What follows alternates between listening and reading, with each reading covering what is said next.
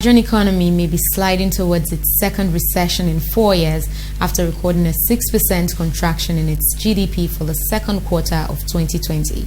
The economy, which has been badly affected by the economic shocks of COVID-19, have recorded a negative growth for the first time in 3 years, upholding strong projections of the worst recession. Analysts have since projected that Nigeria may exit the recession in the second quarter of 2021 with appropriate policies in place.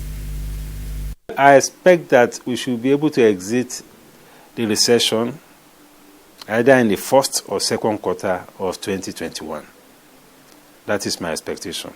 At the very worst, by the second quarter of 2021, we should be able to exit the recession. What the government needs to do and do differently or do better is to ensure that we sustain or we put in place and sustain reforms that can position the economy to be more productive, particularly the non-oil economy.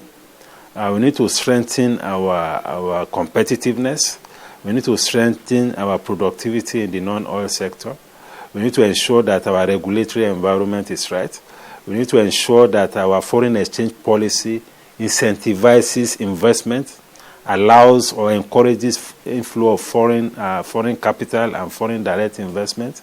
We need to remove the current level of uncertainty around a lot of policy issues, both in the monetary, in the forex, foreign exchange segment, and also in the fiscal policy environment. We need to ensure that we craft our trade policy in a way that can inspire confidence in investors. It will all depend on how the policy choices we make. If we get the policies right, and then we focus on the sectors, and as I said, what are those things we need to restore growth on those sectors that are most affected. I just mentioned the three most affected sectors.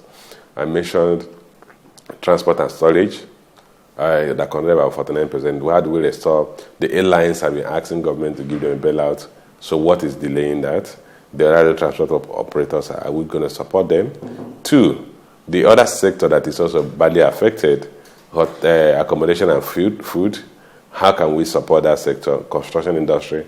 A lot of construction taking place in the country is driven by the public sector. How do we drive that? If we focus on those sectors that are really weak, as well as focus on supporting those sectors that are still growing, hopefully we should have a V-shaped recession instead of a U-shaped recession.